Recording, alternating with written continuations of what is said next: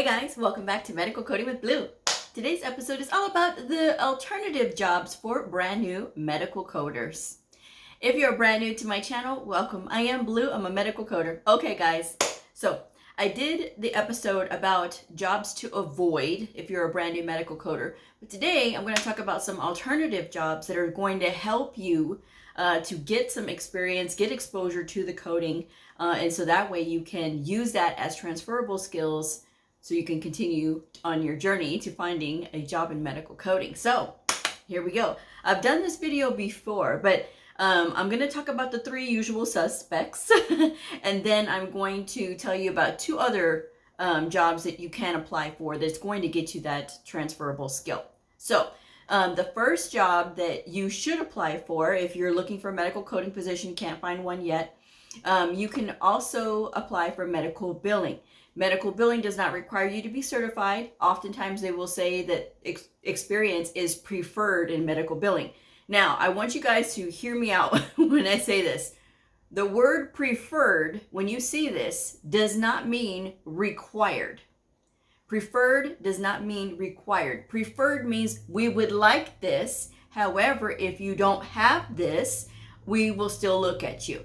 Okay? So again, having a really good resume is key in this part of your journey. If you do not have a good resume, meaning that your resume does not outline all the things that you were trained on, you don't have to have experience yet, obviously, right? You don't have any, but it does need to show all the things that you learned in school. It needs to be very clear and to the point, down to business. It doesn't need to have all this fluffy stuff. It doesn't need to say that you're looking for an entry-level position, because no one cares. And at the end of the day, if an employer sees that, they're going to pass your resume over. They're not looking for people who are looking for entry-level positions. That's what you may be looking for. But don't let that be known, because the thing is, that's what's going to keep people from wanting to hire you. Because at the end of the day, they want people who have experience, because they don't want to have to train. Even though they will have to train this person, right? Because they have to be, told about their policies at their facility. But again, you want to show as a brand new medical coder that you have the ability to be able to do your own research and that you're ready to get in there, right? So I would say that. So like I said, apply for a medical billing position. Now, medical billing is going to get you exposure to obviously the codes. And then if there is if there's a claim that was rejected, right, by the insurance company, as somebody who's got medical coding training, you're going to know exactly why this claim was denied versus somebody who's been a medical biller but doesn't have that training yet. And then you could be the person to say, okay, well, according to my knowledge that I have as a medical coder in training, this is why. Because it's missing a modifier, it's missing, something, or this is the wrong code or whatever, and there's a better code. And there's a better code, right? Because sometimes it's the medical biller who does all the billing and there's no coder. So not a lot of people really understand what medical coders do and what their position actually is. So that's why they say, well, if we have a medical biller, then we're good to go, because our providers select their own codes. And more often than not, those codes are wrong, because the electronic medical record is not right 95% of the time with what it's selecting. Like if you look at the whole thing as a whole, it's not going to select the right thing. It's going to select whatever it sees, whatever is a computer program, remember. So that's why you have to have that human element. So that's why I say medical billing is a great place to start. A lot of coders that I know personally have gotten their start in medical billing, and then they transferred over into medical coding like 6 months later. So it's possible to get started there, to learn the whole revenue cycle process. And then you can also get exposure to like the billing software. And sometimes you get exposure to like the electronic medical record software. Okay, so another skill set to add to your resume later on. I'm just saying. So medical biller is the number one. Prior authorizations, sometimes they're also called pre-certification specialist. Okay, so you can put this in to whatever job search engine that you look through, prior authorizations or pre-certification specialist. Now, this is a person who will have documentation given to them, and they say, okay, call the insurance company. The doctor wants to do this procedure because the patient has this condition.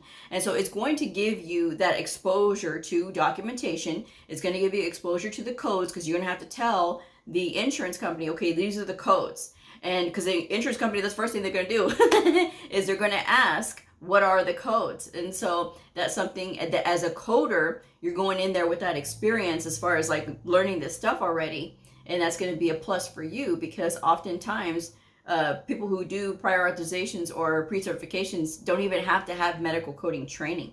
Okay. So that's another place that you can go into. It's going to give you that good transferable skill and get you sent on your way. So I'm just saying. The other one is, okay, so risk adjustment. I want to talk about this one. So risk adjustment is only diagnosis coding, okay? And for a long time, people who got into risk adjustment didn't even have to be certified, okay? It's only started to now recognize, people recognize now that they need to be certified as far as being a medical coder, like with the CCS, CCA, CCSP, or the CPC.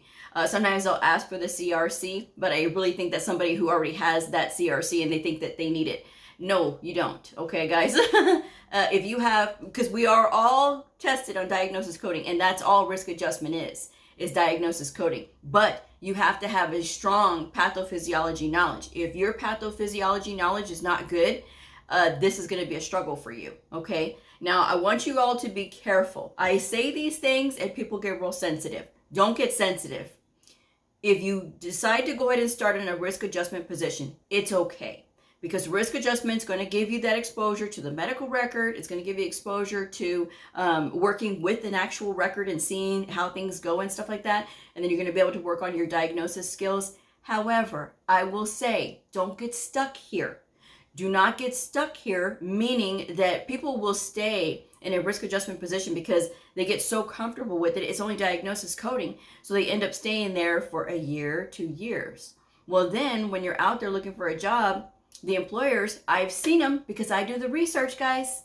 They say if your only experience has been risk adjustment, they do not count this as experience. Why? Because you're only coding for the diagnoses. You need a job that's going to give you exposure to evaluation and management, major procedures, minor procedures, modifiers, of course, diagnoses. So you want to get into something like that. But if your only opportunity is for risk adjustment, stay there 6 months, 8 months, get yourself that exposure, put it on your resume, and keep looking, okay? Do not stay there long. And so that's just what I'm saying. I'm not saying that a risk adjustment position is bad. I'm just saying don't stay there long, okay? Because you don't want to lose your skill knowing how to look up procedures and how the modifiers apply to procedures and things like that, or even working with evaluation and management. That's just my advice anyway, all right? So I'm going to leave that one there. Okay, so the other two that I haven't really talked about before is charge entry.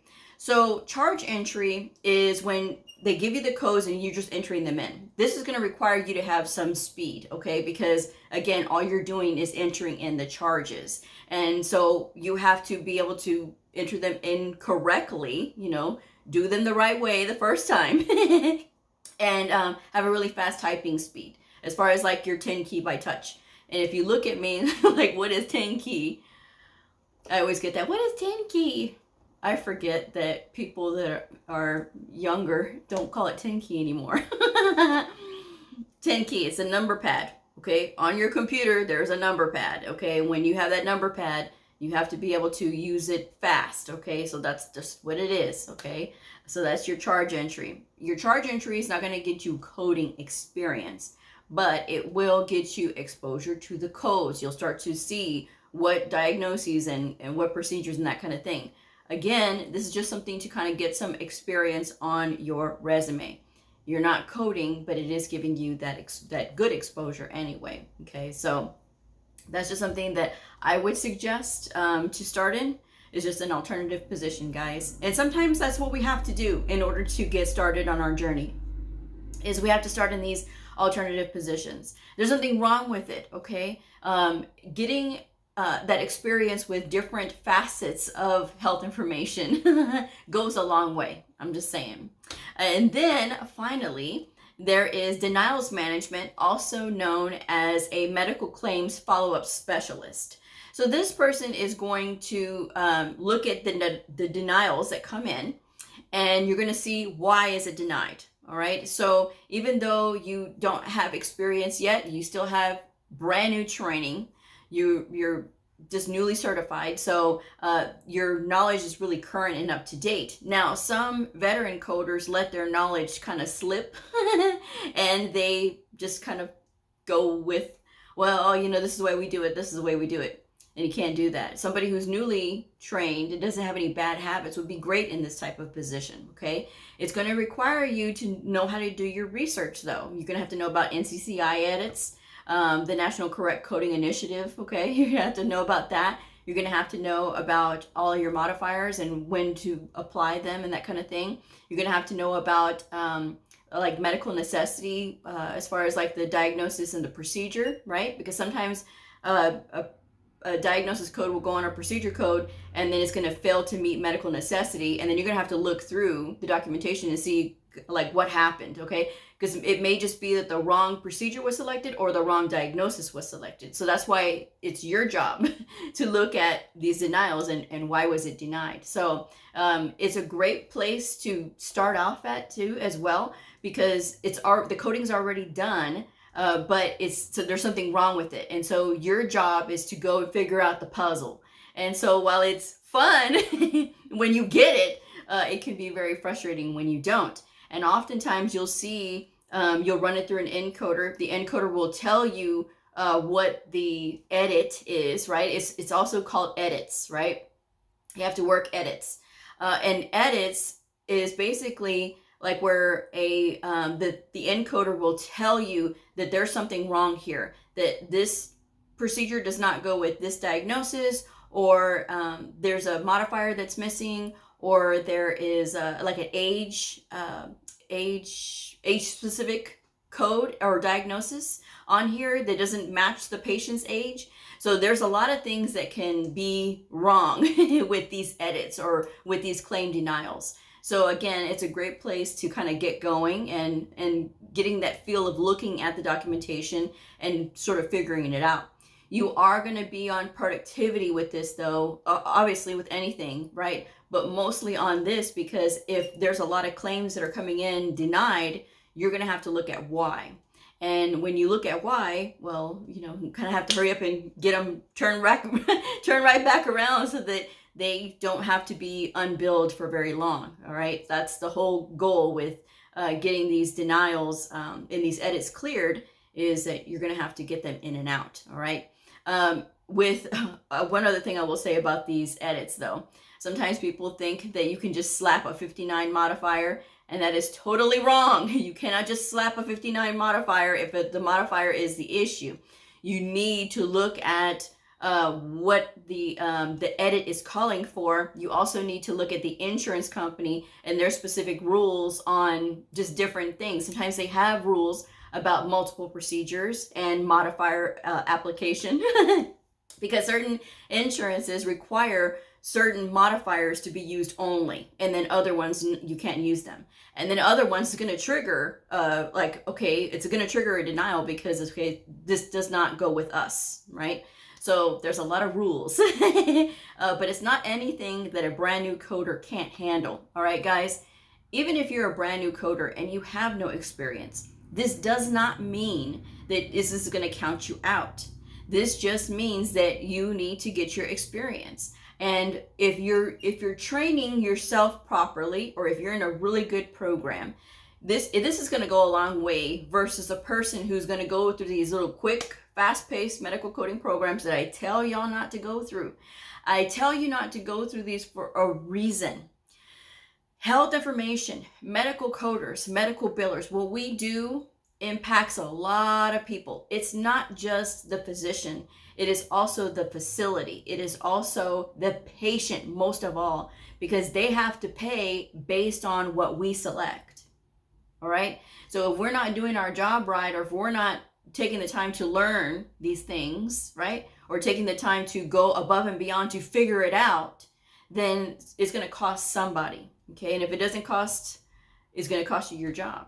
So that's the thing that you have to know going into this. This is a very serious field, and the lackadaisical attitude that I see a lot of these schools have, you know, trying to pump all these people out and then making them think, oh yeah, I'm a coder because I got this piece of paper, but I didn't receive good training, and I didn't really try so hard because I was taught these crack the exam strategies.